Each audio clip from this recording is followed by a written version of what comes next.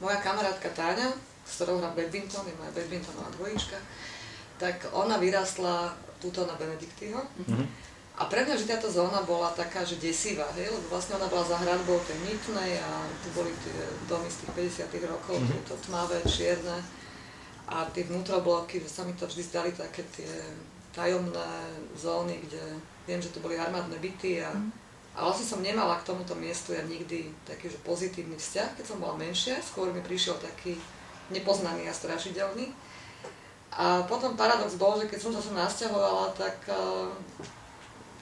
takúto mieru tej estetiky vlastne človek objavil, pretože to sú vlastne nádherné domy, bytové jednotky, ktoré isté, že by potrebovali rekonštrukciu, lebo napríklad len systém tých balkónov, ako je vymyslený na týchto jednotlivých domoch, je z architektonického hľadiska veľmi zaujímavý. To je taká tá miera funkcionalizmu, ktorý prešiel do tých sociálnych, lebo to boli sociálne byty, predpokladám, alebo teda účelovo stavať na nejaké konkrétne cieľové skupiny.